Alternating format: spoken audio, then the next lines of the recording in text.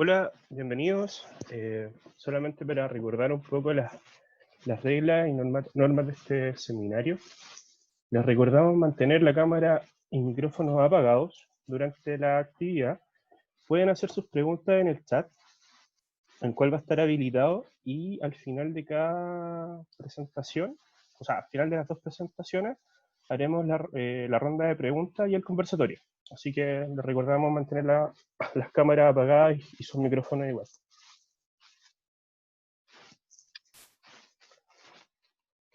Este seminario igual se les va a enviar vía correo. Le enviaremos la grabación que se está haciendo. Quiero invitar a Tania. ¿Tania, estás por ahí? Aquí estoy. Hola, Tania. Esperamos un par de minutitos más. Me parece que está llegando más gente. Sí, está llegando. Y estamos listos con estoy dejando lista la grabación, así que estaríamos.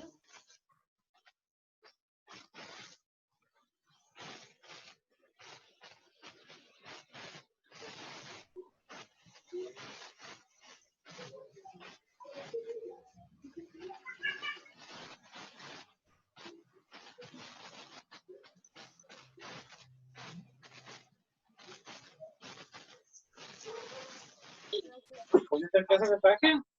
Hola, nomás, Tania. ¿Qué pasó? ¿Qué hizo?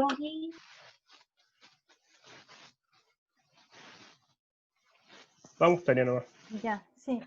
Ahora Sí. vamos. Entonces, bueno, buenas tardes a todos. Bienvenidos a nuestro seminario Chile y la evolución en la protección sísmica. Este seminario está organizado por CIPIX. Les cuento que CIPIX es un centro llamado Centro Interdisciplinario para la Productividad y Construcción Sustentable.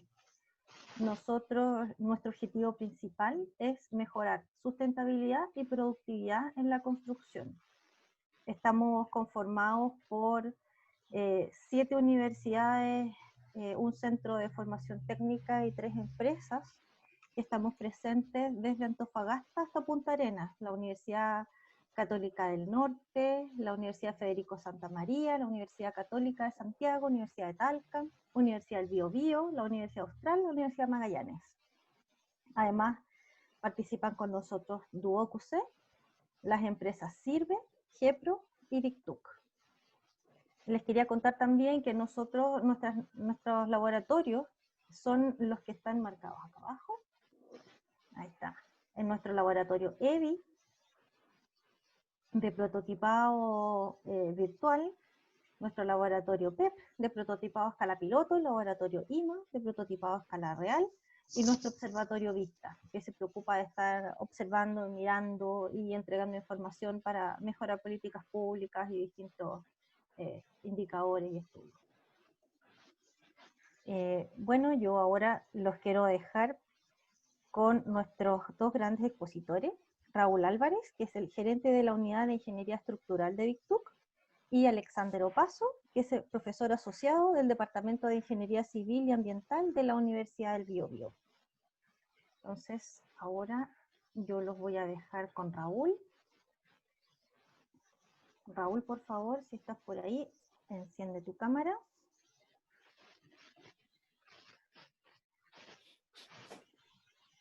¿Aló?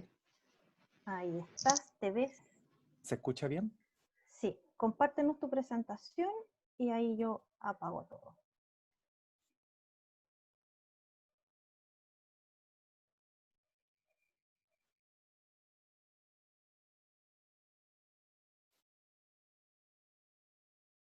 ¿Ahí se aprecia?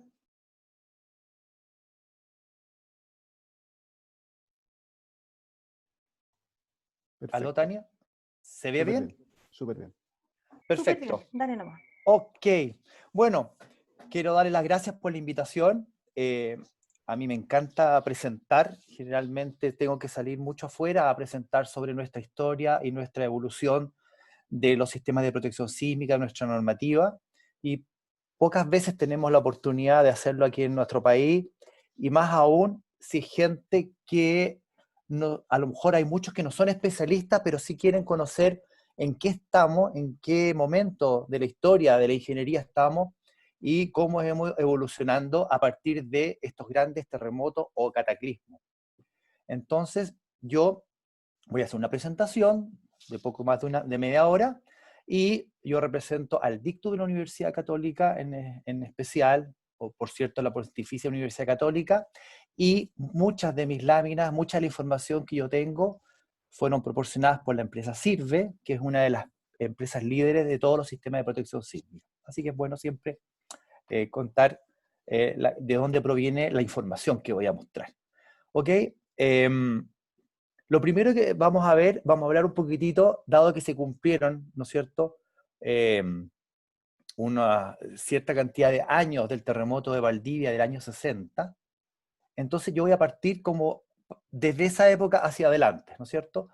Primero que nada les tengo que contar que nosotros estamos, ¿no es cierto?, en el cinturón de fuego del Pacífico, que ustedes ven acá, y hace que todos los países que circundemos esta zona del Pacífico, cada cierto tiempo, nos visite el famoso terremoto. Como ustedes ven acá, tenemos en Chile, Perú, Ecuador, México, ¿no es cierto?, Japón, Indonesia, Nueva Zelanda. Somos los países más sísmicos del planeta y cada cierto tiempo nos van a recordar que estamos en esta tectónica de placas. Bueno, el mecanismo propio nuestro que tenemos es el de subducción. Nosotros tenemos una placa, ¿no es cierto?, que está aquí la placa de Nazca, que se mete debajo de la placa sudamericana.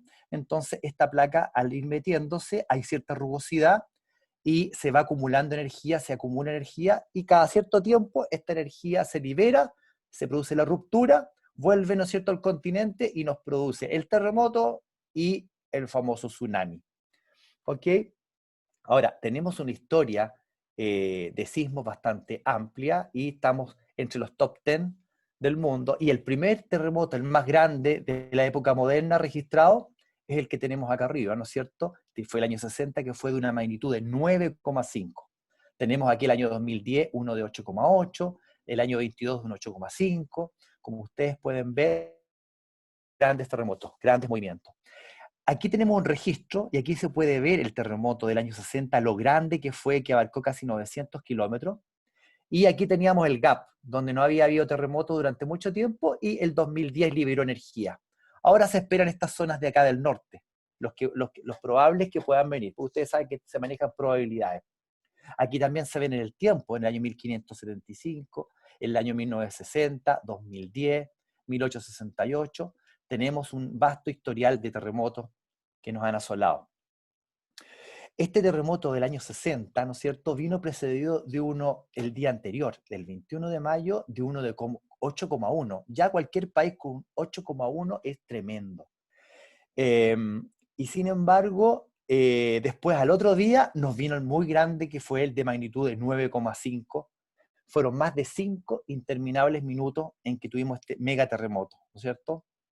20 a 30 minutos después nos asoló el tsunami, que destruyó muchas ciudades en el sur, asoló a un montón de bahías, qué sé yo, y la ola fue tan grande que viajó todo el planeta hacia el otro lado y llegó a Japón, Filipinas, Hawái, la bahía de San Francisco, también lamentablemente matando mucha gente en esos lugares. ¿Ya? Se estima que la inundación en algunas partes alcanzó entre 10 metros y hasta 20 metros en algunas partes. Penetró 30 kilómetros hacia adentro la ola, ¿no es cierto? Hubo hundimiento de 2,7 metros, alzamiento de 5,7 metros, es decir, cambió la fisonomía del sector para siempre. Por eso que es un gran cataclismo el que ocurrió. ¿Ya? Esto fue tan grande que hizo vibrar el planeta completo, incluso hizo mover su eje. Más de 2.000 personas fallecieron, más de 20.000 personas resultaron damnificadas, el 40% de las viviendas quedaron destruidas, pérdidas de más de 3.000 millones de dólares. Es tanta energía que equivale a lo que consume Estados Unidos un año entero, ¿ya? Fue muy, muy poderoso. Aquí ustedes pueden ver algunos terremotos que ha tenido Chile durante su historia, y aquí ustedes pueden ver el que, como les digo, el de 9,5. Si queremos saber cuánta energía fue la liberada, equivale a más de 20.000 bombas de Hiroshima, como les digo. Y si es que queremos comparar la energía liberada con respecto a otros terremotos de los cuales hemos conocido en la historia, ustedes pueden ver este diagrama.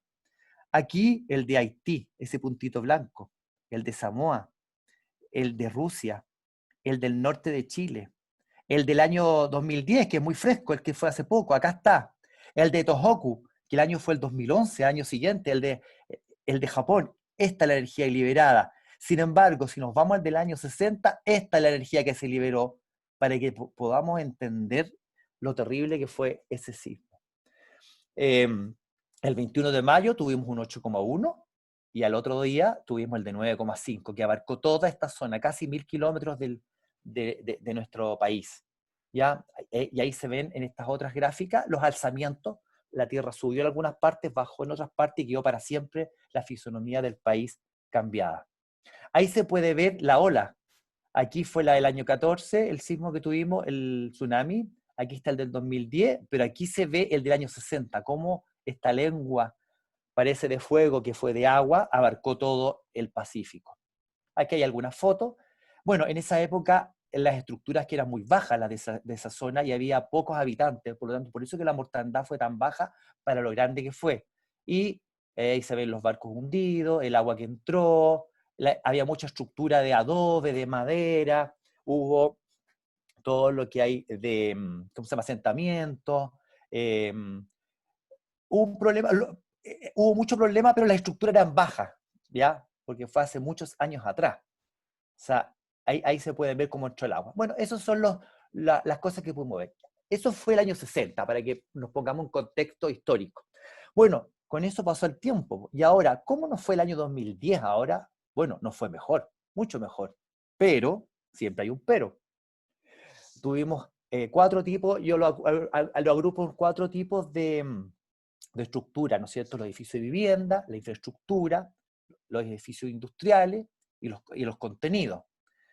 Tuvimos daños en vivienda, sí, algunos daños de vivienda, hasta un par de edificios que se cayeron, colapsaron completamente. Tuvimos daños en la parte industrial, sobre todo en todos los estanques metálicos, donde tenemos, ¿no es cierto?, nuestros mostos, el vino, etc. Tuvimos daño en la infraestructura, en algunos pasos sobre nivel, en algunos puentes, en Concepción, en la costanera norte, ¿no es cierto? Tuvimos muchos daños. Y todo lo que es contenido, todo lo que está en los racks, los aire acondicionados, los cielos falsos, el aeropuerto, estuvo cerrado varios días, no porque el aeropuerto tuvo problemas estructurales, la superestructura, sino por los daños secundarios. Y eso gatilló que salieran nuevas normas como la de los elementos secundarios ahora, ¿no es cierto? Bueno, eso es para ponerlos en perspectiva y para asustarlos un poco. La gracia es que nos asustemos bien para que recibamos con mucha alegría lo que viene más adelante. Entonces, ¿qué pasó con la evolución de la norma chilena? La primera norma fue el año 35 aproximadamente, tras el sismo del 28. Después el 60 fue la primera norma más moderna que tuvimos, la 433. ¿Ya? Después el año 72 se corrigió, el 96 se corrigió, y todo con experiencia del Japón y de Estados Unidos, de Nueva Zelanda, etc. ¿No es cierto? La 433 divide el territorio en 3 sectores de riesgo sísmico, de la zona 1 a la 3. La peor es la que está cerca al mar, la intermedia es la altura de Santiago, y la menos dañina es hacia la cordillera. Tenemos 3 franjas, ¿no es cierto? Se diferenció el uso de los edificios, el material de los edificios. ¿Y qué es lo que señala esa norma? Dice, resista sin daño los movimientos sísmicos de intensidad moderada, limite los daños de elementos no estructurales durante sismos de mediana intensidad, y cuando tengamos esos sismos muy severos de gran intensidad, podemos permitir el daño. Sí, podemos permitirlo, pero lo que tenemos que evitar siempre es el colapso de la estructura y que muera gente. Eso es lo único que nos demanda la norma, que nadie muera y que no colapse abruptamente. Pero sí puede tener un daño y tal que la estructura podría ser hasta inservible. Eso hay que tenerlo muy en cuenta porque la gente no sabe muy bien que esa es la filosofía que hay detrás de las normas. Es decir, sin importar la magnitud del sismo, un edificio nunca deberá colapsar. Bueno, después del evento del sismo del 27 de febrero, como siempre vamos aprendiendo, se establecieron, ¿no es cierto?, unas normas de emergencia, el decreto 60 y el 61, y para actualizar lo que vimos, porque siempre estamos aprendiendo. Por algo, cada terremoto nos visitan de todo el planeta para aprender e incorporar lo que ellos ven a sus respectivas normas. es un aprendizaje continuo. El año 2003 se creó una norma especial sísmica, pero para edificación industrial, porque lo habitacional y lo industrial funciona un poquito distinto. Por lo tanto, se creó esta norma, entonces tenemos dos normas, una para lo habitacional y otra que para lo industrial, copas de agua, para los racks, para todas estas plantas de carbón, todo ese tipo de cosas es con la 2369, ¿ok? El año 13, ¿no es cierto?, también se promulga otra cosa interesante, que son los inspectores de obra y los revisores estructurales, para poder mejorar la cadena, porque nosotros podemos calcular muy bien, pero quién sabe lo que se construye en obra. Por lo tanto, también se metió mano ahí, y tenemos los inspectores técnicos de obra y los que revisan los proyectos a los ingenieros, para tratar de que se hagan las estructuras lo mejor posible. Mucho control. Bueno, dicho todo esto, entonces, ahora yo puedo entrar un poquitito en lo que son los sistemas de protección sísmica, ¿ya? Para entrar en ese campo, les tengo que contar que esto es una nueva, entre comillas, filosofía de diseño. ¿Por qué? Porque como yo les contaba, en la norma sísmica chilena, la 433, tenemos estos tres niveles, ¿no es cierto? El nivel 1 para los sismos de intensidad moderada, se resista sin daño. Para los sismos de mediana intensidad, se limiten los daños, ¿no es cierto?, y que puedan ser reparables sin problema. Y para el nivel 3, es decir, estos sismos excepcionalmente severos, se evite el colapso. Hasta ahí llegamos, ¿ok? Entonces puede quedar inservible la estructura, puede quedar destruida, ¿no es cierto? Puede deformarse mucho esa estructura, puede destruirse el contenido.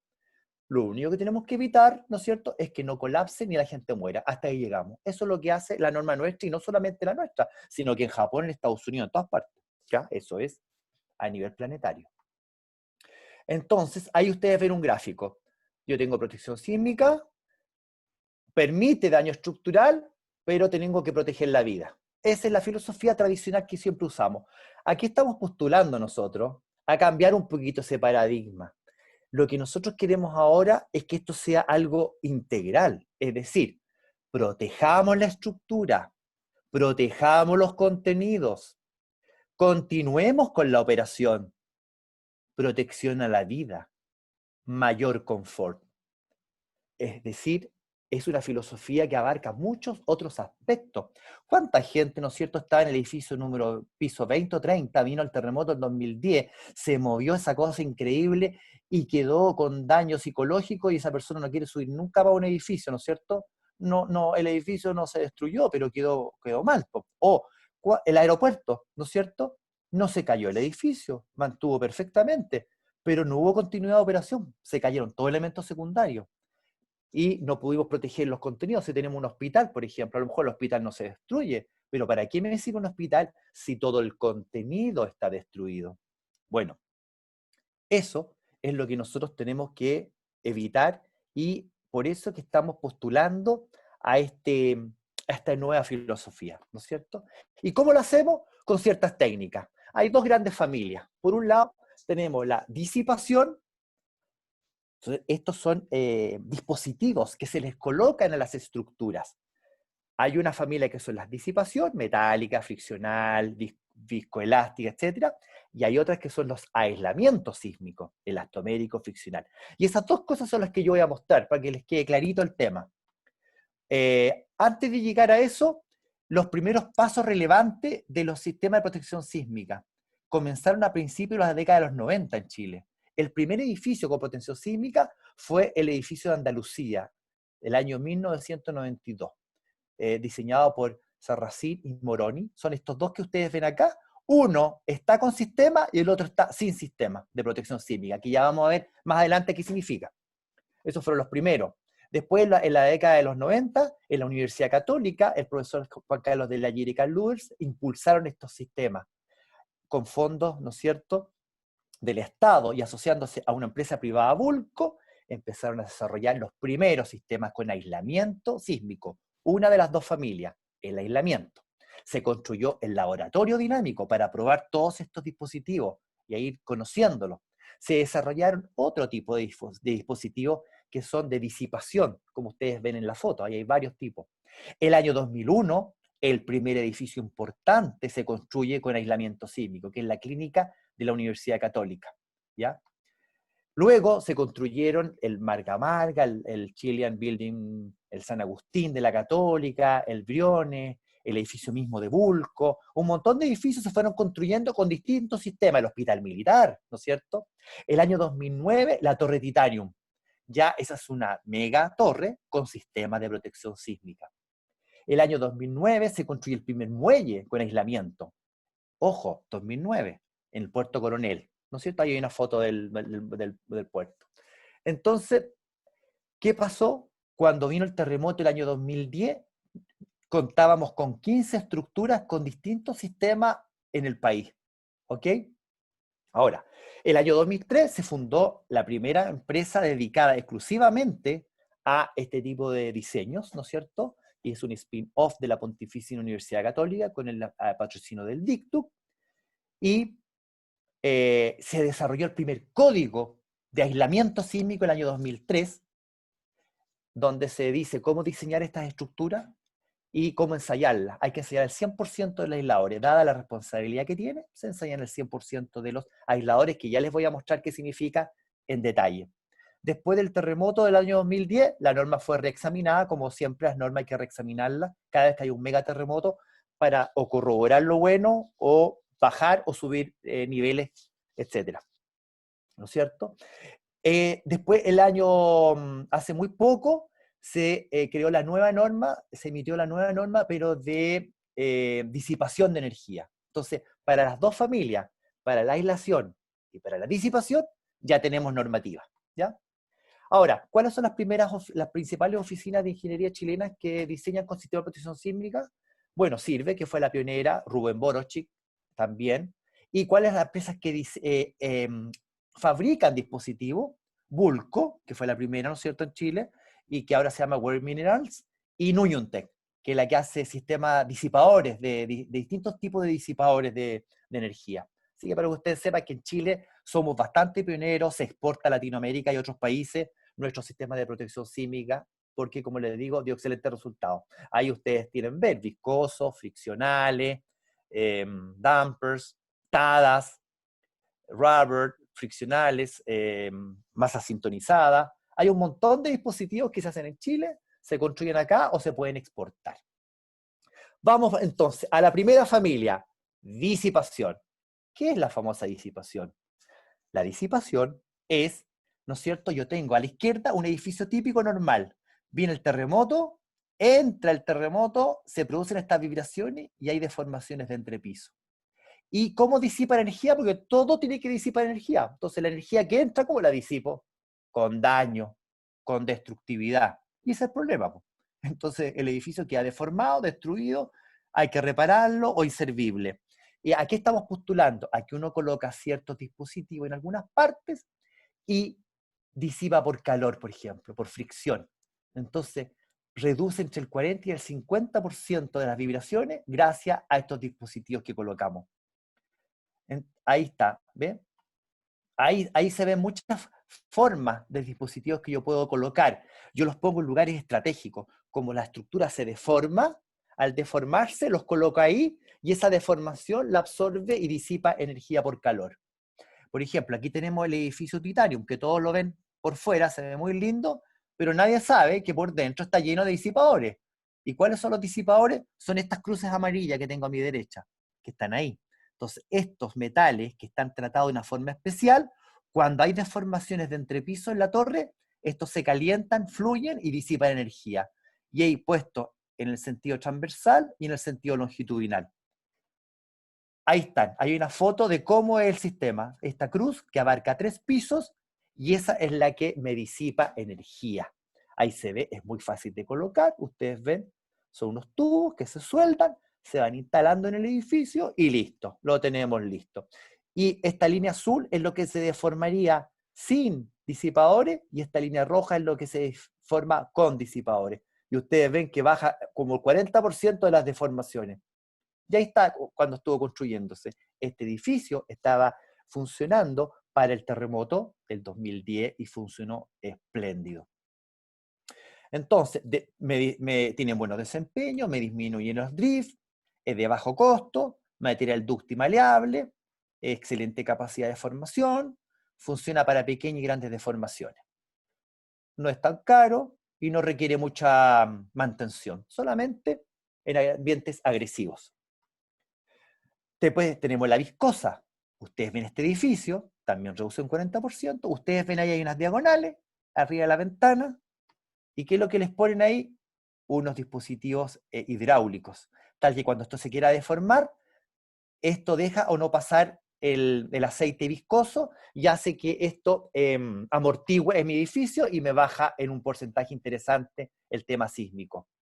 Ya también disminuye, no altera la rigidez del edificio, no aumenta el corte de la estructura, no requiere reemplazo y la mantención, revisar solo los sellos. Ya, esa entonces era una familia que es la de disipación. Hay una subfamilia que se llama amortiguación de masa sintonizada. ¿En qué consiste? Tengo el mismo edificio, entra la energía, rompe el edificio. Eso es lo que hace habitualmente.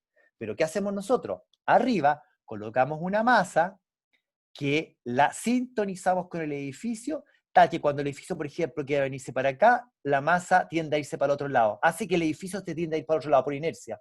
Y después cuando el edificio quiere venir para acá, la masa lo tira para el otro lado. Y eso es un juego donde uno está atajando al otro, uno está atajando al otro, y eso hace que este edificio se mueva mucho menos en la vida real. ¿Ya? Se colocan en los techos, como ustedes pueden ver ahí. Hay para gran altura y para media altura. Ahí se ven, ¿ven? Se coloca unas vigas en el techo, se cuelgan y ahí se coloca el péndulo, este famoso. Ahí está. Este edificio que está aquí en el edificio Parque Araucano tiene ese sistema, ¿ven? Este que está acá al frente al Parque Arauco, también tiene todo eso colgando, esa masa llena de bolas, unas bolas de acero, ¿no es cierto? Y cuando venga el gran sismo, porque este estuvo, fue construido en el año 2006, así que hizo lo que tenía que hacer, ¿no es cierto? Y nos ayudó. Ahí se ve cómo se construye, muy fácil. Lo bueno que también tiene esto es que se puede aplicar a edificios ya construidos. El edificio ya está construido, es cosa de reforzar en la parte de arriba, colocar esta masa y sintonizarla bien. ¿Ya? Entonces, como también reduce, es de bajo costo, permite regular la sintonía de manera fácil, bajo impacto arquitectónico porque va en el techo y se puede utilizar en edificios ya construidos. Ahora nos vamos al Mercedes-Benz, que le llamo yo. El que más me gusta, que es el aislamiento sísmico. Obviamente, si uno puede, va a colocar aislamiento sísmico. Pero, si las condiciones no están dadas, entonces ahí uno ya pasa a masa sintonizada o pasa a disipación de energía. Generalmente el aislamiento sísmico se puede usar para estructuras muy rígidas, bajas, edificios de hasta 20 pisos, cosas así. Se han hecho hasta 30, sí, con ciertas salvedades, pero en general edificios de 20, 15, 10 pisos, ideal. Y suelos como el de Santiago. ¿Y en qué consiste? De nuevo, tenemos la estructura que está acá. Entra la energía y me destruye el edificio, disipa por destrucción. ¿Cuál es la gracia que tengo? Yo el edificio como que lo cortara en la base y le coloco estas gomas que ustedes ven acá.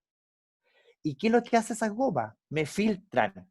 Entonces hace que la energía no pueda entrar. O en realidad me entra pero muy poca. Y entonces el edificio se mueve como que fuera un cuerpo rígido. Y esto reduce entre 6 y 8 veces, ¿no es cierto?, las vibraciones. Por eso que es tan bueno y es tan eficiente. Es fantástico. Este es el ideal, ¿no es cierto? Ahora, en teoría, ¿qué es lo que hace? El edificio, cuando uno lo calcula, está por acá, con unos periodos muy bajos. Pero al colocar la aislación, hago que el edificio se corra para la derecha.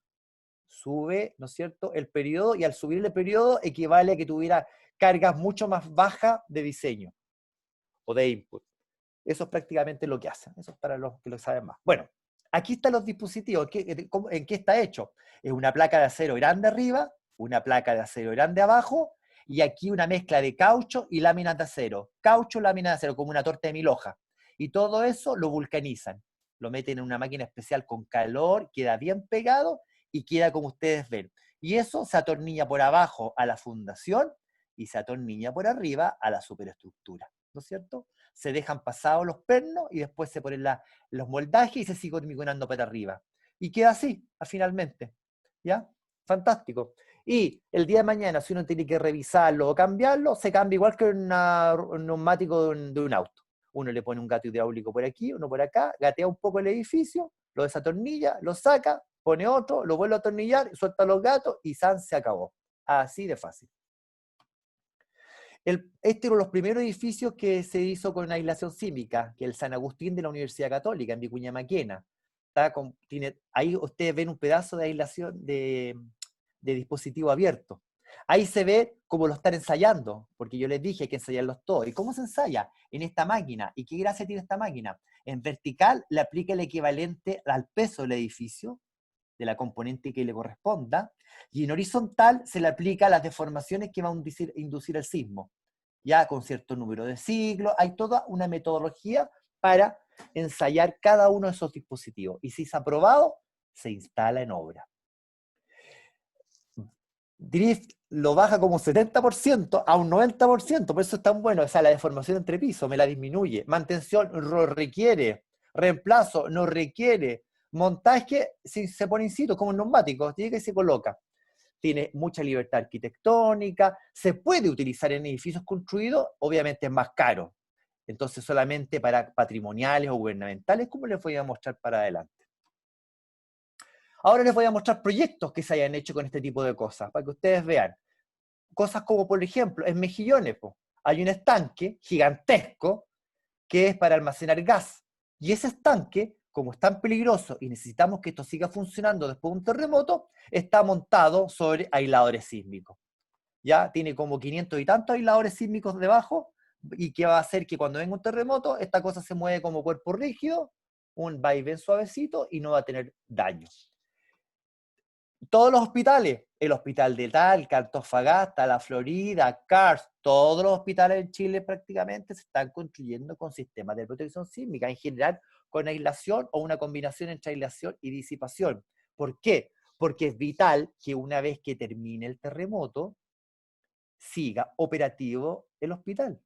El hospital militar que tiene sistema de protección sísmica y aislación, se cuenta que había un doctor operando ese día.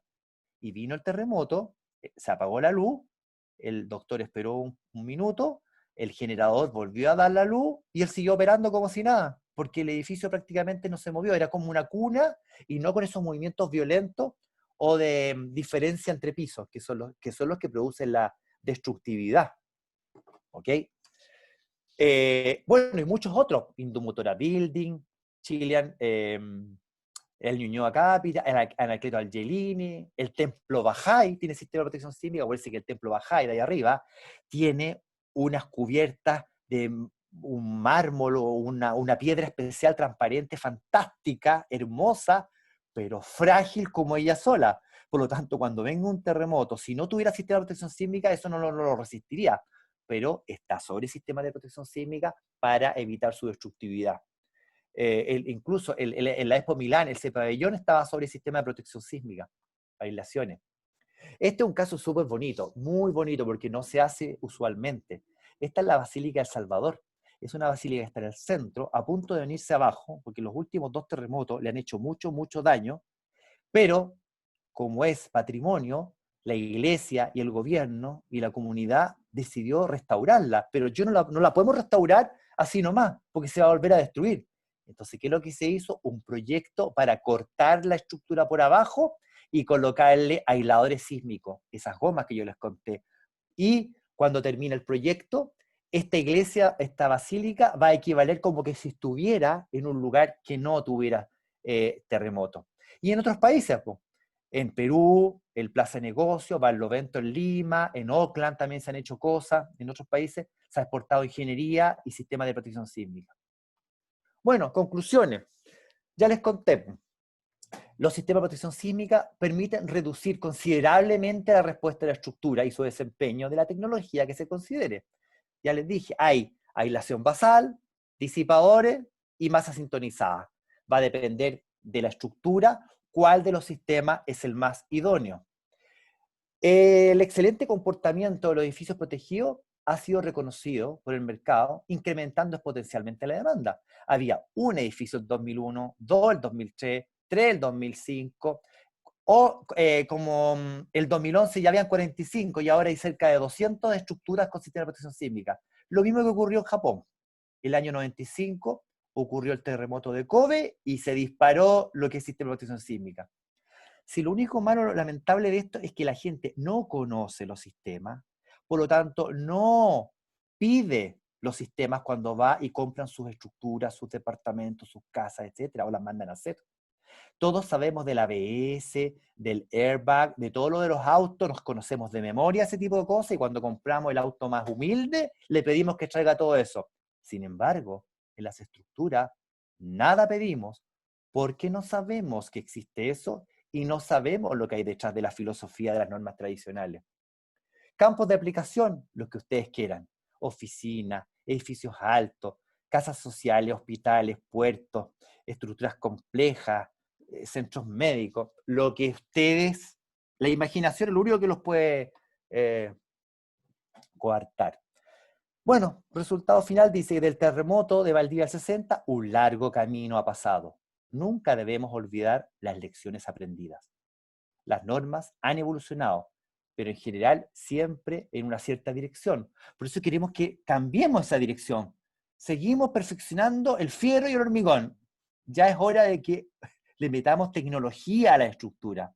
Es el momento de darle un giro cuántico a los conceptos que nos competen. Es el momento de incorporar sistemas avanzados de protección sísmica, conceptos de resiliencia estructural, por ejemplo. Algo integral, ve la estructura como un todo, no solamente como hormigón y acero o madera. Como experiencia chilena, ¿no es cierto? ¿No es cierto? Tuvimos el shaking table de los 2 minutos para todos estos movimientos más severos experimentados en estos sistemas. Los pudimos probar, porque hay países, algunos países que tienen, pero no han tenido el terremoto, no lo han podido probar. Nosotros los pudimos probar. Ahora, el problema sísmico debe mitigarse y con ello liberar recursos para el desarrollo de nuestros países. Prevenir es mucho más rentable. Por cada dólar que yo gasto antes, me ahorro como 7 o 8 dólares después. Si lográramos que todas nuestras estructuras tuvieran sistema de protección sísmica, cuando vengan estos grandes terremotos, todo continuaría y no estaríamos ni con gente en la calle, ni con mortandad, ni gastando tanto dinero que es terrible reforzar y reparar una estructura. Los sistemas de protección sísmica son el mejor complemento y aliado para la industria del cemento, el hormigón, el acero, los prefabricados y la imaginación. Es un camino no exento de obstáculos, pero es un camino que debemos recorrer juntos. Y yo los conmino a eso, a que ahora empecemos a investigar, empecemos a pedirlo, empecemos a adaptar los arquitectos, los ingenieros, los constructores, los inversionistas, todos miremos este tipo de cosas. Chile tiene un potencial increíble. Bueno, esa es mi presentación. Espero que les haya gustado y que hayan, para los que nunca han visto estos sistemas, sepan lo que hay ahora. Así que estoy muy contento de esto. Y ahora paso la presentación para que siga Alexander, ¿no es cierto?, que le toca a él ahora. Así que ahora dejo de compartir para que Alexander pueda hablar de su presentación. Muchas gracias.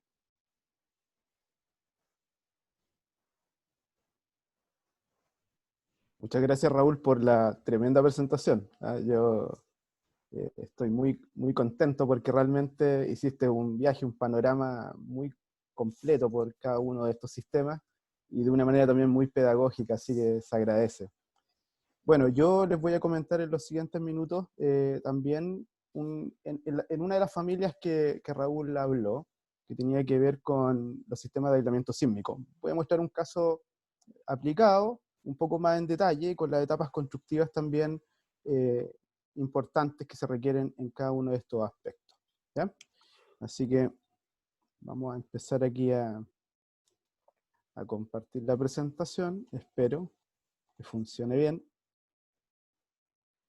Y comenzamos.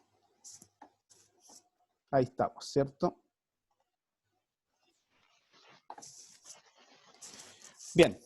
El título de la presentación, ¿cierto?, es Consideraciones para la implementación en terreno de sistemas de aislamiento sísmico de edificios. Como se ha mencionado antes, mi nombre es Alexander Opazo, yo soy profesor asociado del Departamento de Ingeniería Civil y Ambiental de la Universidad del Biobío, que está ubicado en la región del Biobío, en la ciudad de Concepción. El trabajo que voy a mostrar acá es un trabajo en conjunto que realizamos con la empresa también, con la empresa privada, en particular con una constructora Pocuro, que implementó un sistema de aislamiento sísmico también en un proyecto de nuestra región. Así que vamos a ir avanzando en esos temas.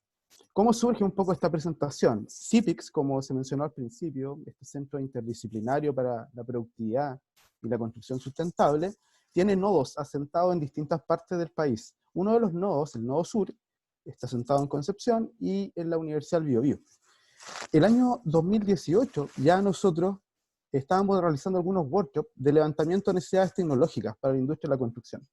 Y en esas reuniones, que a veces, cierto, uno no les tiene mucha fe al principio, ocurrieron cosas bien interesantes. Conocimos a Jorge Guardia, gerente regional de Pocuro, que nos comentaba que en unos meses más iban a comenzar la construcción de un edificio de cerca de 14, 15 pisos de hormigón armado, que iba a tener un sistema de aislamiento sísmico. Así que en el área de calidad y resiliencia estructural de CIPICS, y en particular en el Nodo Sur, nos dijimos y hablamos con Jorge, ¿por qué no comenzábamos una colaboración en la que pudieran participar alumnos, tesistas de último año, ¿cierto? Pudiéramos colaborar en varios aspectos que a veces las constructoras, con todo lo vertiginoso del día a día, cuesta como hacerse un tiempo para hacer monitoreos más precisos, o para ir haciendo seguimientos, registros fotográficos, etc.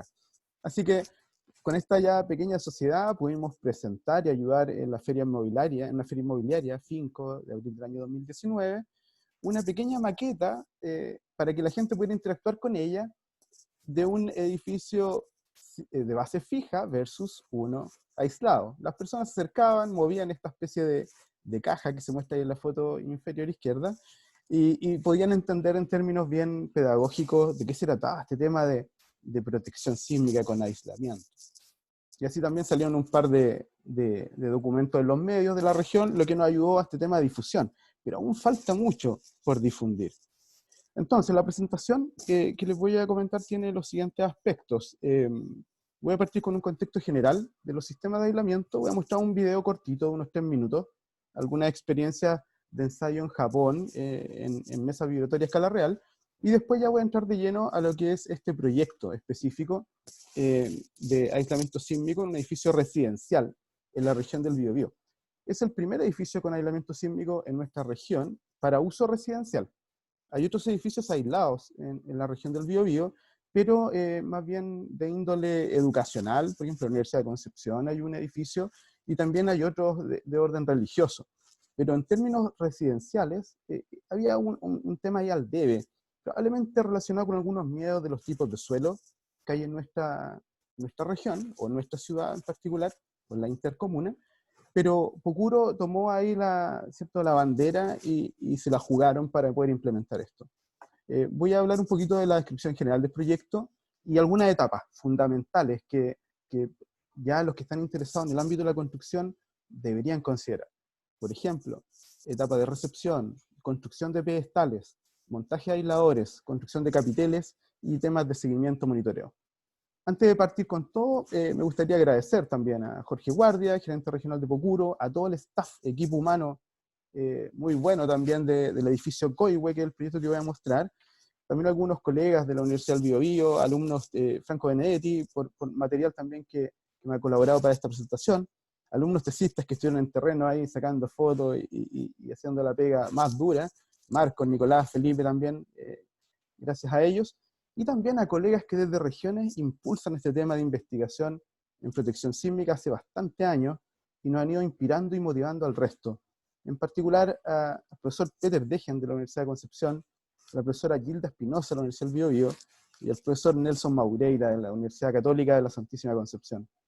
Excelentes profesionales y mejores personas, junto con un lote también de alumnos tesistas. Bueno, acá voy a partir entonces con este video, espero que se pueda ver. Si ustedes se fijan, esta es una colaboración de Japón y Estados Unidos del año 2011. Estas tecnologías son bastante maduras. Se construyó a escala real un edificio de 5 pisos con estructura metálica, ¿ya? Y se fue probando con y sin aislamiento sísmico. Aquí algunas características: 543 toneladas, esa altura, 15,8 metros, cada piso 120 metros cuadrados. Y lo importante que habilitaron algunos pisos, el piso cuarto con algún equipamiento médico y el quinto como oficina. Hay una página web ahí también que les dejo donde pueden revisar este video en detalle. Acá está como los elementos que instalaron y viene un poco la explicación ahora de lo que ya explicó muy bien Raúl, de cómo sería el comportamiento base fija versus un sistema aislado que absorbe, ¿cierto?, la energía sísmica de una muy buena manera a nivel de fundaciones. ¿Qué sistema implementaron ellos? Un sistema con elastómero, núcleo de plomo. Aquí se ve cómo está trabajando el sistema de aislación durante algunos sismos que le impusieron, ¿ya? Un sistema elastomérico con núcleo de plomo. Y también abajo habían unos deslizadores que en el fondo ayudaban más bien a repartir la carga axial sin generar impedimentos en los desplazamientos horizontales. ¿Por qué un elastómero con núcleo de plomo? Porque eso ayuda también a dar mayor rigidez inicial frente a vibraciones ambientales, como de viento y otro tipo, y también ayuda a aumentar la disipación de energía. Otro sistema que probaron acá es el sistema de péndulo friccional, que es otra tipología de elemento sísmico. En particular usaron el sistema del triple péndulo friccional, ¿ya? Que tiene la gracia de que permite que se activen ciertos mecanismos dependiendo un poco de la magnitud de los sismos o de los desplazamientos impuestos. Ahí también hay unos videos de cómo fueron trabajando estos sistemas en el sector inferior del edificio, ahí la interfaz en la fundación y donde se instala el sistema de aislación. ¿Ya? ¿Qué registros sísmicos le aplicaron? Registros sísmicos, obviamente, japoneses, Kobe y Tohoku también. Y acá va ya un poco algunos resultados del experimento. Fíjense cómo está el tema de base fija. Aquí está el quinto piso del edificio, y ustedes pueden ver cómo una máquina de fotocopiadora se transforma en un ente asesino. Hay otros libros que prácticamente, ¿cierto?, son kamikazes. La silla se mueve, todo vibra de una forma fuerte, como nosotros estamos también acostumbrados acá en Chile. Nada nuevo en ese aspecto, ¿ya? Pero observen ahora la diferencia con, por ejemplo, el primer sistema de aislación, el sistema con elastómeros con núcleo de plomo y con deslizadores. Observen cómo el interior, para la misma solicitación, lo que se mueve son las sillas que están con ruedas, obviamente, y no tienen frenos, pero observen la fotocopiadora o el tema de los estantes con los libros, prácticamente sin movimiento en los contenidos, que es algo muy importante sometido al mismo registro sísmico que su par de base fija, ¿ya? Eso es lo relevante. También se observa ahora acá cómo trabajó el sistema de péndulo friccional. La estructura en su nivel superior, y también vean ustedes cómo se mueve la interfaz de aislación más abajo. Realmente, ¿cierto?, muestra de una forma muy pedagógica lo que está ocurriendo abajo, mientras arriba prácticamente no se siente nada, ¿ya? También, como lo indicaba muy bien también Raúl en la charla, ¿ya?, previa. Bueno, si comparamos ahora todo, si pusiéramos todos estos videos en paralelo, para el mismo instante de la demanda sísmica resultante, van a ver ustedes al lado izquierdo, ¿cierto?, base fija, tradicional, y al lado derecho, aislado, para el mismo instante de movimiento sísmico, ¿ya?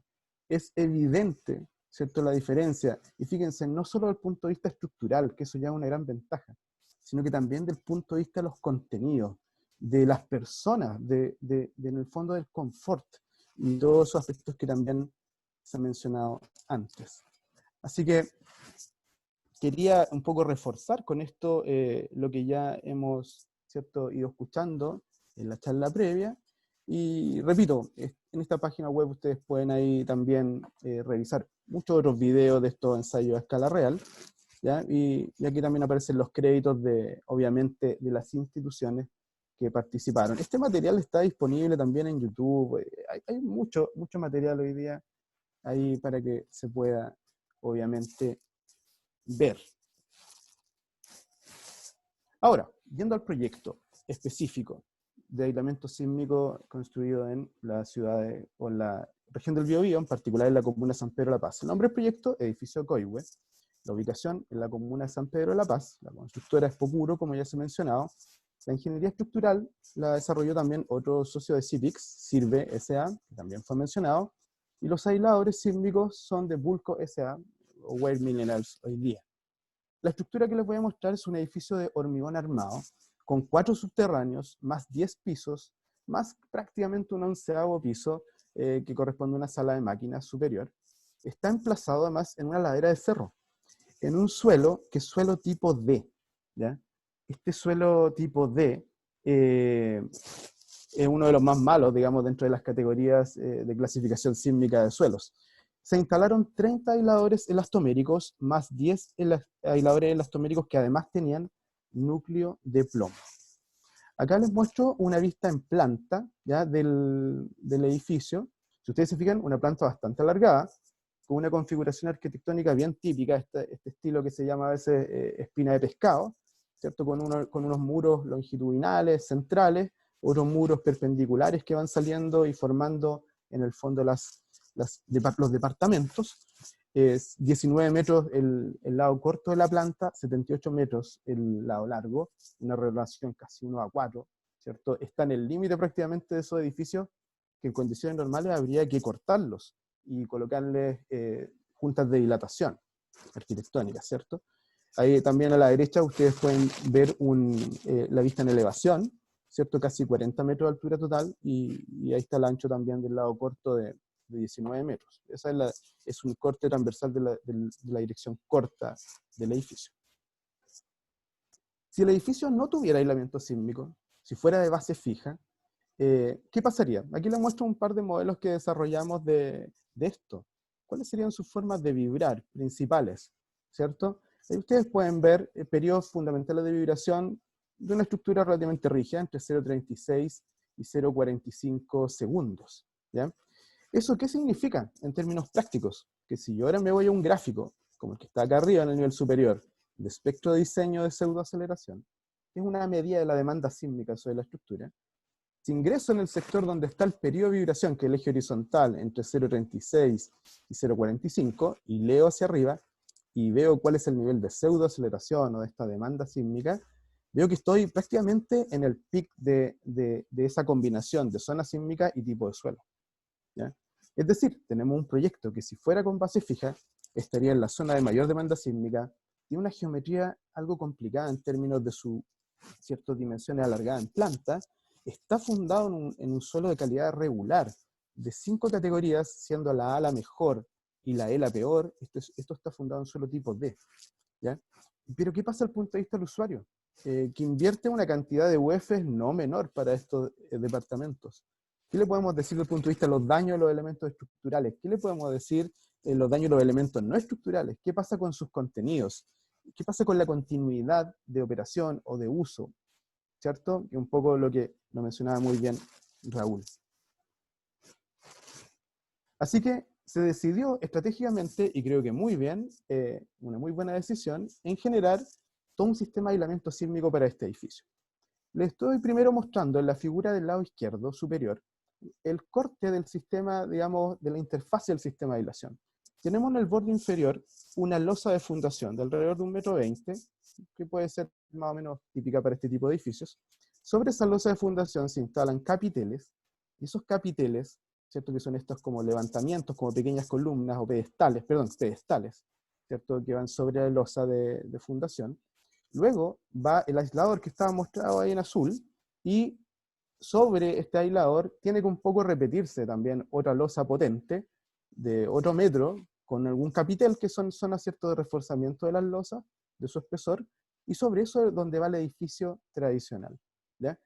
Si ustedes observan, también entre el nivel superior de la losa de fundación y el nivel superior de la losa, digamos, que va sobre el aislador, hay 1,50 m, porque tiene que haber acceso a estos elementos, como decía muy bien Raúl, para hacer labores posteriores de mantención, ¿cierto? Monitoreo, mantenimiento si necesario, etc. Al lado derecho, ustedes pueden ver una vista en planta ahora de la disposición de los aisladores. Los que están en rojo son aisladores elastoméricos con núcleo de plomo, 10 aisladores elastoméricos de ese estilo. Y los que están con puntos azules son aisladores elastoméricos convencionales. ¿Ya? ¿Qué podemos observar de esta figura primero? Que los aisladores elastoméricos núcleo de plomo generalmente se ubican en los perímetros de las estructuras. ¿Ya? ¿Por qué? Tiene dos como grandes ventajas eso. El aislador, al incorporar el núcleo de plomo, tiene una mayor rigidez para vibraciones operacionales del día a día. Yo no quiero que mi edificio se mueva para un viento fuerte. En Concepción hay bastante fuerte viento. Este edificio está al lado del río Biobío, es decir, en un sector donde hay exposición al viento.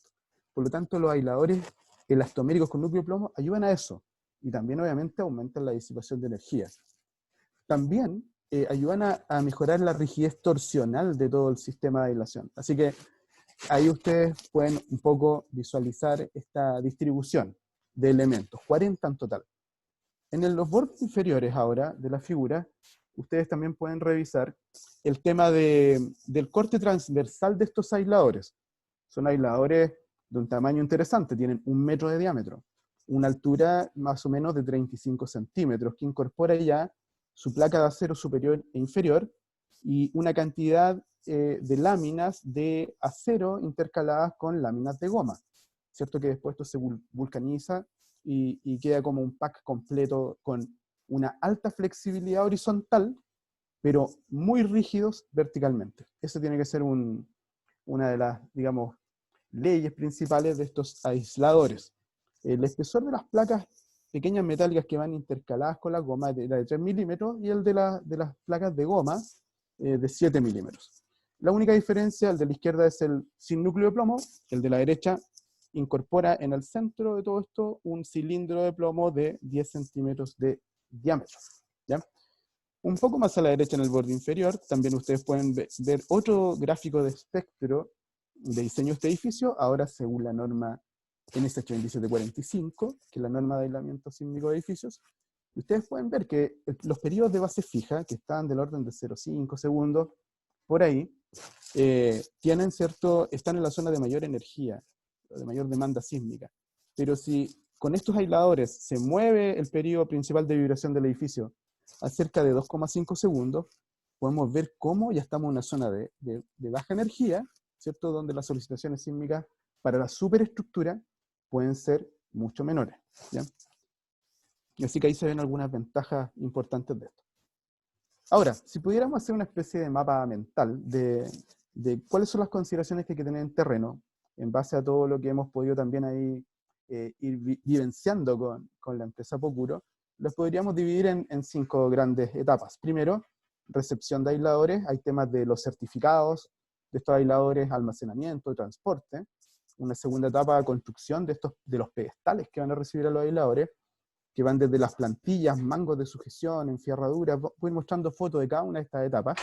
El hormigonado, el grouting, moldajes. Una etapa también, tercera, de montaje de aisladores, que va desde la inspección, revisión de anclajes, nivelación, alineamiento, izaje de todas esas maniobras. Una cuarta etapa de construcción de los capiteles y de las losas que van sobre los aisladores, ¿ya? Temas de moldaje, enferradura, hormigonado, torque de los pernos, etc. Y finalmente una etapa de seguimiento, monitoreo y detalles constructivos, que va desde, ¿cierto?, hacer inspecciones cada cierto tiempo, hasta, ojalá, instrumentar, dejar señalética para la operación posterior del edificio, y obviamente que las instalaciones de distinto tipo sean flexibles y que permitan la movilidad del edificio. Voy a mostrarle ahora entonces varias fotos que tienen que ver con la etapa. Por ejemplo, etapa 1, recepción de los aisladores sísmicos. Primer elemento importante es que el aislador tiene que estar en un lugar al cual yo pueda acceder con facilidad, lo pueda revisar y ver si realmente es lo que dicen los planos. Aquí hay una foto de los aisladores llegando recién a obra y algunas mediciones que fuimos chequeando de espesores, etcétera, ¿cierto? Una inspección visual general. Ver también el etiquetado y el rotulado de los aisladores. En este caso eran aisladores Bulco S.A., Weir Minerals, donde viene un código asociado a cada aislador, y esto es muy importante que esté presente para después no equivocarme en la instalación en terreno, no colocar un núcleo de plomo en el lugar que correspondía otro tipo de aislador, etc. ¿Ya? Así que aquí está también el rotulado de estos elementos, tener cuidado también de que mientras no estén bajo el sistema de aislación, hay que tratar de protegerlo de los rayos ultravioleta, sobre todo el tema de las gomas, pueden ser algo sensibles a eso, y otros elementos que a veces se olvidan, ¿ya? Pero que pueden obviamente volverse parte de la ruta crítica de una construcción, que son los mangos y pernos de fijación, y sobre todo las plantillas de instalación. Van a ver ustedes un par de fotos después donde estos elementos también son cruciales a la hora de lograr una buena implementación. Pero antes de seguir avanzando, y todavía en la etapa de recepción, quiero fortalecer la idea que mencionaba también Raúl, de que en Chile cada aislador debe contar con un certificado propio, individual, por elemento, de ensayo, según la normativa NSH 2745, actualizada 2013. ¿Ya? Cada aislador que llegue en terreno tiene que venir con un certificado, con un ensayo. Yo no puedo instalar un aislador si no ha sido ensayado. ¿Y en qué consisten estos ensayos? Es un poco lo que ahora les voy a comentar. Fíjense, primero se le hace un ensayo de compresión a estos aisladores. ¿Ya? Ese ensayo de compresión, que es una carga vertical, axial, en este caso para los aisladores de este edificio fue de 987 toneladas.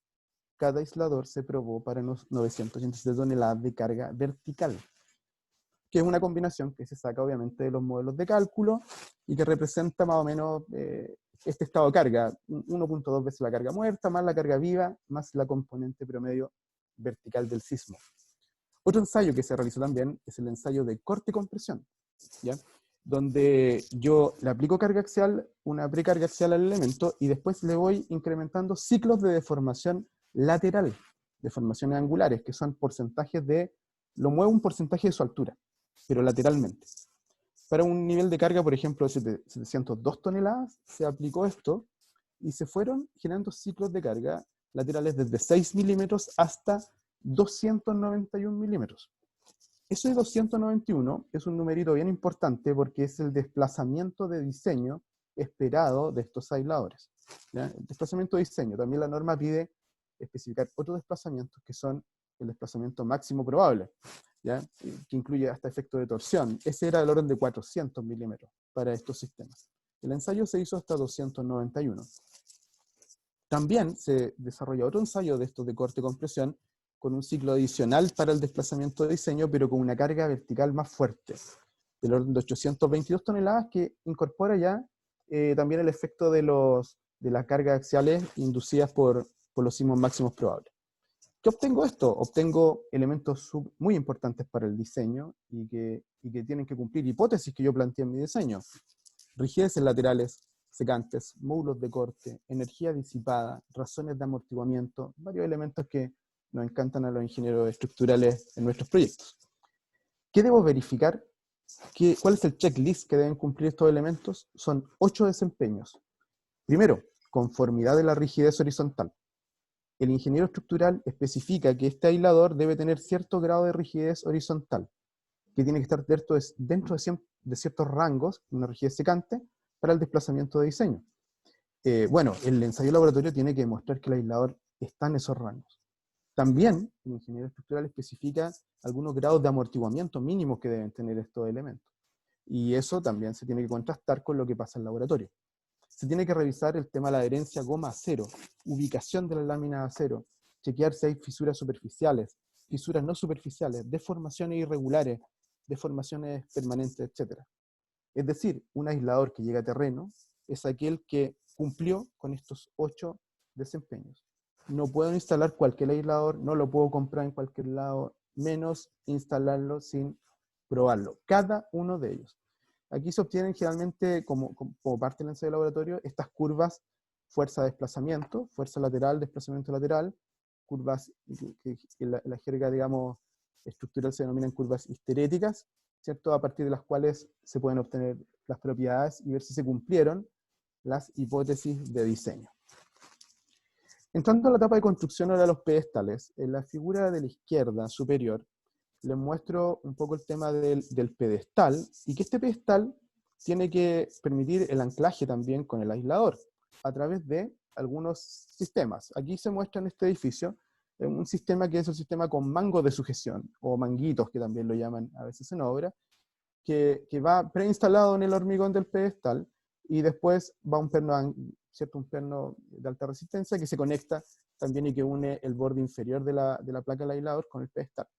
Estos mangos de sujeción, en este caso, van hacia el pedestal y también hacia la losa superior, que es también el capitel, como se muestra en el detalle.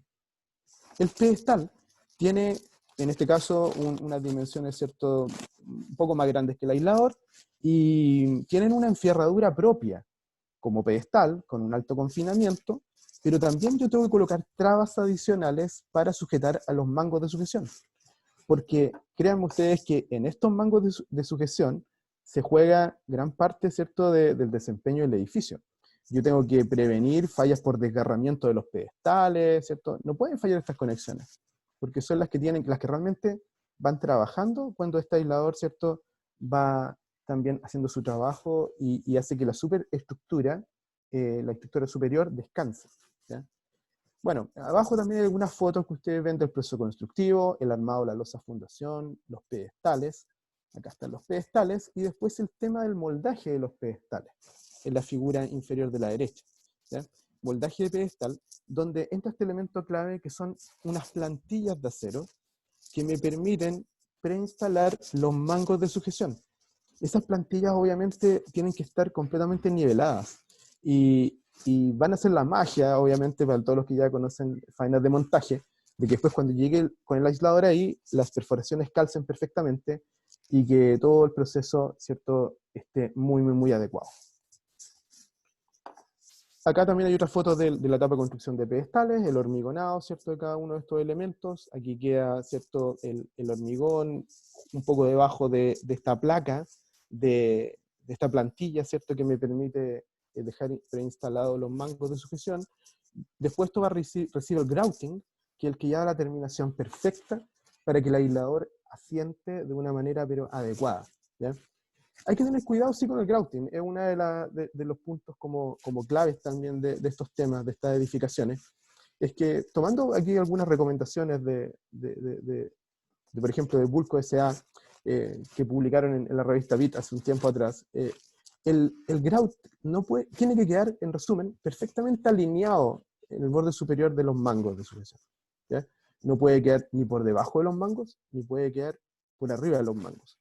Todo eso, que quede por debajo o por arriba de los mangos, el grouting, hace que ya sea los torques sean inadecuados para los aprietes de los pernos, o que esas mismas superficies irregulares hagan trabajar al aislador de una forma para la cual no fue diseñado, ¿ya?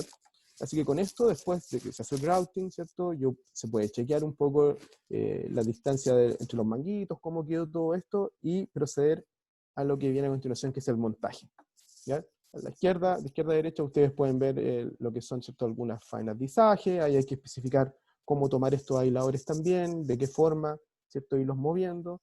Se van instalando en cada uno de los pedestales que ya están previamente construidos, con su grouting y con los mangos de sujeción inferior instalados, y después se procede, como se muestra en la tercera figura de izquierda a derecha, a colocar los mangos de sujeción superior, ¿ya? Aquí ustedes también ven unas bolsas como de plástico cubriendo los aisladores, por lo que yo les hablaba antes del tema de la radiación ultravioleta, el efecto que podía tener con la goma, ¿ya?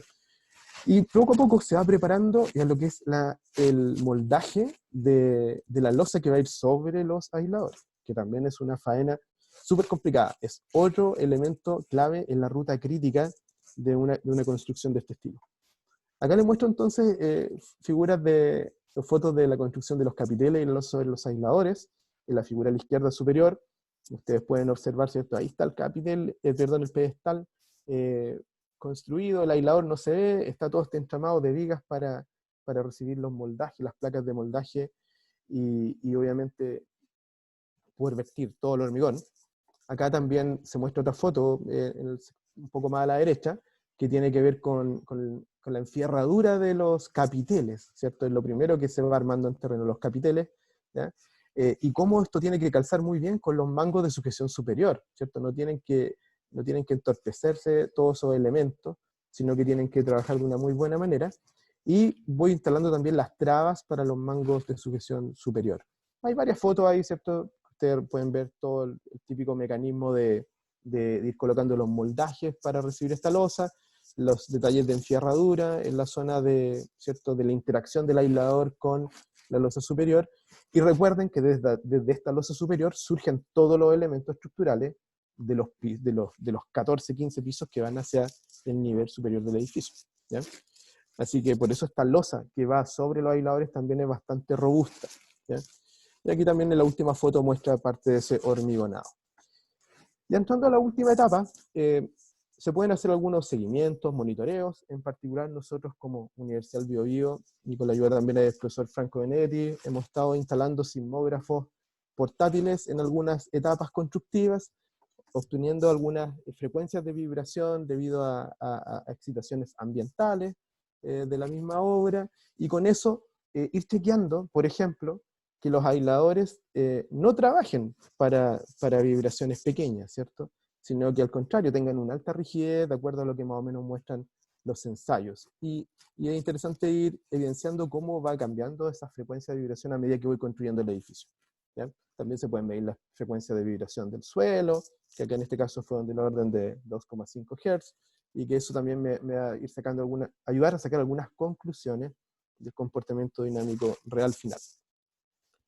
Bueno, y para terminar, este tema de los detalles constructivos finales, les quiero mostrar otro video que me pareció muy interesante, también está disponible en la red. Tiene que ver con un proyecto italiano de reconstrucción posterior al terremoto del 2009 del Áquila, del sector del Áquila, un edificio aislado sísmicamente que se le hizo una prueba de desplazamiento. Y a través de esa prueba de desplazamiento quiero que puedan ustedes visualizar la importancia de los detalles constructivos ahora de terminación. ¿Qué es lo que se hizo acá? Básicamente se instalaron una serie de pistones hidráulicos para mover el edificio una vez construido, ¿ya? Como una especie de gran prueba del edificio. Este es un edificio no tan alto, livianos, y estos actuadores movieron, como les decía, esta estructura, y ellos querían cerciorarse de que no se restringiera la movilidad en ningún punto, sobre todo los detalles no estructurales. Ahí está el aislador moviéndose, pero fíjense ustedes acá cómo se mueve el edificio y no tiene que chocar con las estructuras vecinas. O si hay elementos de conexión, tienen que deslizar muy bien. Aquí ya empezamos a ver el tema de las instalaciones. Todas tienen que tener cierta flexibilidad, porque tienen que permitir estos movimientos. Se fijan aquí, ustedes se fijan que todos los elementos, todas las instalaciones en esa interfase son flexibles. Incluso obras exteriores. Observen cómo hasta detalles como rejas que se encuentran entre una superficie fija y la otra que está aislada tienen que calzar muy bien. Acá esto conectaba con un pequeño puente con una estructura anexa, entonces tenía que existir este tipo de movilidad, y esa es la prueba que hicieron. Esos son los desafíos que se vienen también para este edificio que les estaba comentando, que está en obra gruesa aún, y que tendremos que también ir viendo en el futuro, buscando alternativas y proveedores también que hoy día hay para toda esta gama de instalaciones. Así que muchas gracias por su atención y estamos abiertos ahora a alguna ronda de preguntas, pero obviamente si no alcanzamos a responderlas todas, también podremos responderlas por escrito más adelante. Así que muchas gracias. Sí. Hola, Raúl, ¿puedes prender tu cámara, por favor? Sí, por cierto. Oye, qué interesante las charlas que nos dieron. Hay muchas felicitaciones por parte de nuestro público, así que vamos hemos seleccionado algunas de las preguntas que ustedes hicieron. Como dijo Alexander, lo que no se alcanza a contestar, nosotros vamos a armar un pequeño artículo para que lo puedan leer, y aparte les vamos a mandar la grabación completa de esta actividad. Bien, las preguntas más o menos eran algo así, mira. Nos preguntan que si se puede conseguir la norma de diseño para residencias para poder analizar e integrar el diseño de Chile a la de Puerto Rico. Sí, toda la normativa de la que yo he hablado se puede comprar en www.inn.cl, Instituto Nacional de Normalización. Ahí uno se mete y puede comprar todas las normas chilenas. Las mandan en físico o en PDF. Así es cosa de colocar en un buscador 433, por ejemplo, y ahí compra la norma que valdrá 10, 15 dólares de ese orden de magnitud o algo así. Y compra la norma para edificios, la 2369 o la que quiera. Hay un montón de normas para paneles, para aislación y disipación, que yo creo que todas las que quieren, y también la 433 y la 2369, que es la industrial. Ya, súper. Acá hay una pregunta un poquito más compleja. Lo que pasa, nos dicen, ¿cómo ustedes pueden elegir el disipador que necesitan? ¿Cuál es la energía, cuál es la vida útil que estos tienen? ¿Y cómo es el tema de las mantenciones? Es como una... A ver, bueno, de partida en general los sistemas de protección sísmica tienen una vida útil como de 50 años, ¿ya? Los aisladores por lo menos de 50 años, etcétera. Ahora, unos requieren más mantenciones que otros. Generalmente los aisladores sísmicos no requieren ninguna mantención y los pasivos generalmente no requieren mantención. Y lo que es activo, que hay aceite que corre para allá cada cierto número de años, 5 o 10 años, me imagino, hay que abrirlos y mirar cómo están, pero es una mínima mantención, ¿ya? Están todos protegidos, generalmente están cubiertos con láminas contra la polución o contra incendio también, que hay que proteger estos sistemas. Así que, en general, es poca mantención y tienen garantías por muchas décadas. Ya. Otra consulta. Acá dicen, ¿se requiere una obra o una mano de obra especializada para montar estos aisladores sísmicos? Yo diría que lo que se requiere es una inducción para que el maestro la pueda instalar. O sea, si uno nunca ha instalado nada y lo tiran solo, va a pasar las cosas que dijo Alexander. Pero si tú le haces una inducción a los maestros y tú obviamente eliges a unos que son más avispados y le enseñas que tiene que estar plano, la verticalidad, poner las trabas. Oye, si no es nada de otro mundo, si eso lo hacen igual en miles de obras. La diferencia está que aquí hay que hacerlo o hay que hacerlo. Son las únicas dos alternativas. Entonces, con una buena inducción, muchos maestros pueden hacerlo. Súper. Sí, probablemente para complementar un poco, quizá hay algunas constructoras que deben hacer una pequeña reconversión o capacitación, dado que a veces constructoras que estilan hacer edificios de hormigón no están acostumbradas a labores de montaje, ¿ya? Esto del tema del aislador está más asociado a las cuadrillas que están capacitadas para montaje industrial, por ejemplo. Una cuadrilla de ese estilo acá es pero fantástica, pero muchas veces la cuadrilla que está, digamos, preparada para lo que es hormigonado, enfierrado, típico, es un poquito más, ¿cierto? No tiene como esa precisión al milímetro. Sí, sí. Y ahí es donde, como bien dice Raúl, entran las capacitaciones, o poner a por lo menos uno de los líderes de equipo que tenga experiencia en montaje, ayuda mucho. Sí, sí, en general, en el hormigón los maestros trabajan al centímetro. En cambio, los de montaje industrial de acero trabajan al milímetro. Por lo tanto, cuando trabajan juntos, no se entienden, porque unos trabajan al centímetro y otros al milímetro. Entonces, este es el único momento donde los dos tienen que entenderse y por lo tanto, como dicen, hay que enseñarlos un poco más y todo, pero al final todos lo pueden hacer. Sí. Mira, acá tenemos otra que dice, si las estructuras de un proyecto no consideran aisladores sísmicos, ¿significa que el diseño estaría subdimensionado, dado que los daños de la estructura, por los daños que puede generar la estructura, o por decir que, por ejemplo, colapsó por daño inminente? A ver, lo que pasa es que si nosotros diseñáramos todas las estructuras que no se destruyeran y que trabajen siempre en rango elástico, prácticamente ninguno de nosotros tendría su casa, porque saldría infinito. Y como en la vida no hay una billetera infinita para cada uno de nosotros, se llegó a unos acuerdos. ¿Y cuáles son los acuerdos? Mire, nosotros tenemos un sismo de diseño, ese sismo lo dividimos por un número, una reducción de algo, 5 veces, 6 veces, 3 veces, depende del material, y yo con eso diseño. Pero al ocurrir eso, voy a tener daño, voy a entrar en fluencia.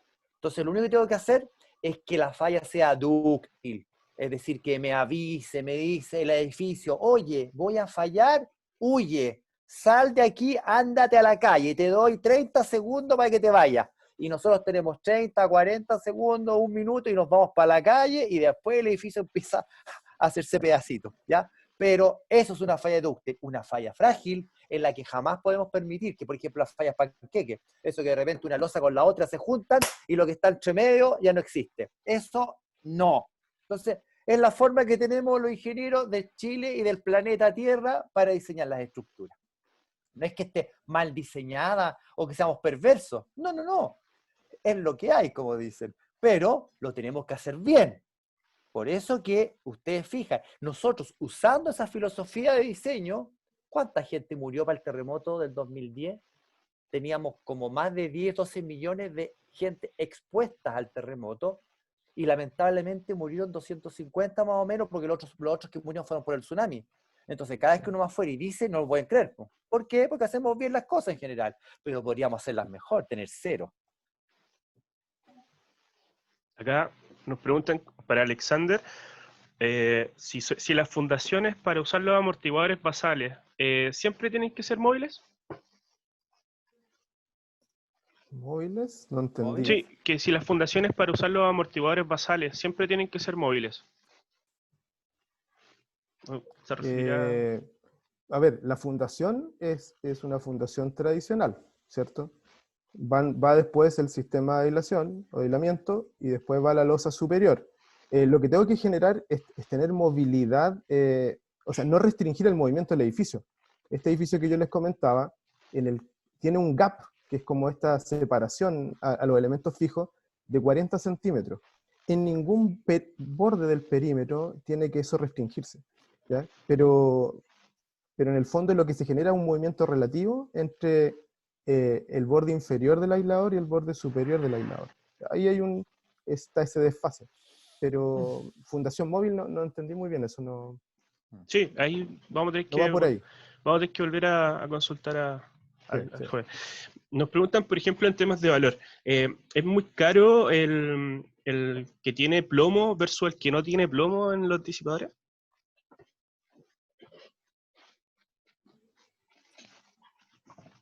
Yo no tengo esa información, si tú, Raúl, la diferencia en el precio de esos dos. No. Si es radical o no. Yo creo que no sé si el 10%, el 20%, no manejo ese número, no sé precios de ese tipo de cosas.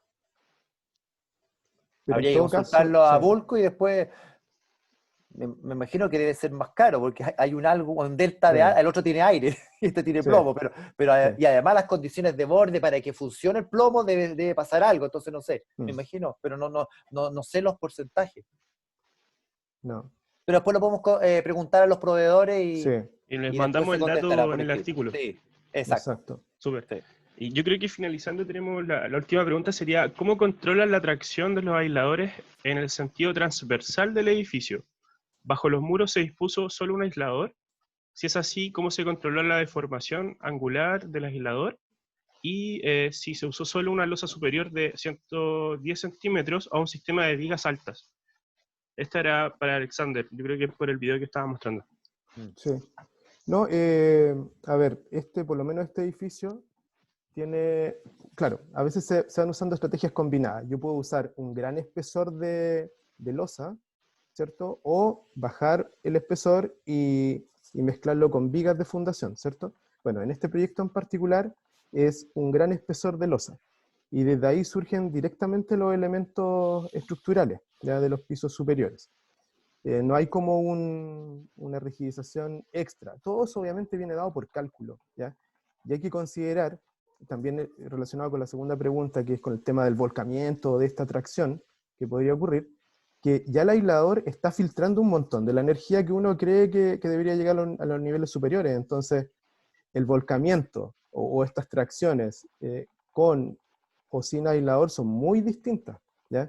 Y esa es una de las ventajas. Yo hasta podría tratar, aunque no es como lo usual en Chile, pero podría la obra gruesa de lo que está sobre el aislador también optimizarla un poquito más. Tengo más holgura para sacarle más punta al lápiz y poder abaratar un poco los costos. No es un costo relevante, no es el objetivo de la aislación. La aislación, el objetivo es proteger los contenidos y la vida. Pero sí se puede como ahí hacer algunas optimizaciones. En el tema de la tracción, obviamente es uno de los chequeos que se hace, pero tomen en consideración que el aislador en sí ya está filtrando un montón de la demanda sísmica sobre los pisos superiores. Oye, para agregar un poquitito a lo que estás contando, dos cosas. Uno, antes, al principio, cuando uno a un edificio que diseñaba en forma tradicional le colocaba aislación sísmica, no reconocían las grandezas que tiene el sistema. Por lo tanto, había que calcularlo como un edificio normal, con los fierros normales, los espesores normales, todo como que no tuviera aislación, y después uno le ponía la aislación. Entonces, lógicamente, eso encarecía mucho el edificio y hacía que la gente no quisiera ponerle aisladores porque ya está bien, no me va a destruir nada y nada, pero el costo inicial es espantoso porque yo estoy haciendo el mismo edificio, pero además le estoy metiendo tecnología abajo que me cuesta otro delta. Con el tiempo, esa es la gracia de la normativa. Con lo que aprendimos, ahora somos capaces de reconocer, ¿no es cierto?, los beneficios que tiene la aislación y hace que disminuyan los esfuerzos, y al disminuir los esfuerzos ya no le tengo que meter tanto fierro y tanta volumen de hormigón o lo que sea al edificio. Entonces hay unos vasos comunicantes. Por un lado, baja el edificio de sus precios, porque ahora ya no tiene tantas cuantías, hay mínimas que hay que respetar, pero ya son menos que las antes, y por otro lado, sube el sistema de protección sísmica, y eso ha hecho que con el tiempo el global empiece a bajar y cada vez haya más edificios. Eso por un lado. Por otro lado, el talón de Aquiles de los aisladores es que no resisten tracciones. Si yo tengo por eso es que es tan bueno para los edificios robustos y chatos, porque los edificios robustos y chatos, al bambolearse por el terremoto, no hay tracción en sus partes, por lo tanto siempre están comprimidos y funcionan a las maravillas. Pero si yo tengo un edificio que empieza a ser muy esbelto, va a llegar un momento que cuando tenga el terremoto muy fuerte, el sismo muy fuerte, me va a producir tracción en algunos aisladores y eso yo no lo puedo permitir. Y ese es uno de los límites para usarlos. Pero ahora, ¿cómo lo hemos hecho? Para seguir subiendo en la altura, le hemos hecho trampa a la vida. ¿Y cómo? El edificio, ¿no es cierto?, baja, y cuando entra a los subterráneos, generalmente los subterráneos son mucho más grandes para meter los autos. Entonces, ¿qué es lo que se hace? Se hace una losa enorme que es más grande que el edificio, y eso hace que el par de fuerza vuelva otra vez a no existir tracciones.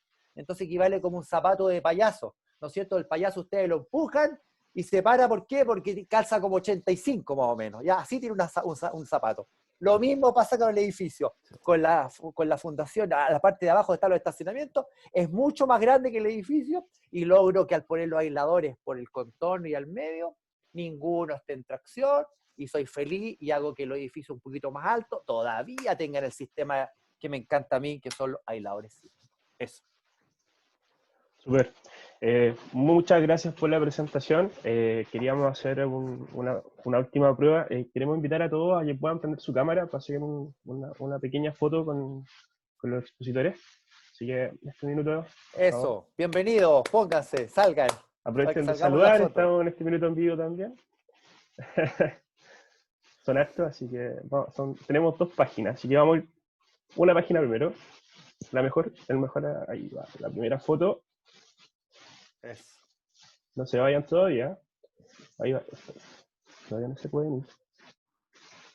Les recuerdo mientras tanto que esta presentación, me han preguntado harto, esta presentación la vamos a enviar, va a quedar también registrada en la página de CIPIX, en el webinar, y solamente con video en esta oportunidad. Así que pueden volver a revivirla cuantas veces quieran. Vamos por la segunda página. Ahora sí, por favor, sonría. Puede ser que estén en la segunda página, así que... Para la posteridad. Claro. También comentarles que la próxima semana, en este nuevo ciclo de charlas, tenemos nuestra quinta seminario. En este caso es de vulnerabilidad, así que habitabilidad y sustentable. Para que participen, les vamos a estar mandando información vía redes sociales, así que ya estamos con la última foto. Y chicos, estamos listos. Espero que lo hayan pasado bien. También, si quieres, deja el... No hay mucho panorama ahora, así que está fantástico para esto. Los dejamos, ahí está el afiche, habitabilidad sustentable y precariedad en tiempos de pandemia. Nuestro relator va a ser José Guerra, que es director del Nodo Norte de CIPIX, así que los dejamos invitados para que puedan participar. Como siempre, fue un gusto y que tengan un muy buen día. Cuídense del COVID. Hasta luego. Adiós. Chao, chao. Adiós.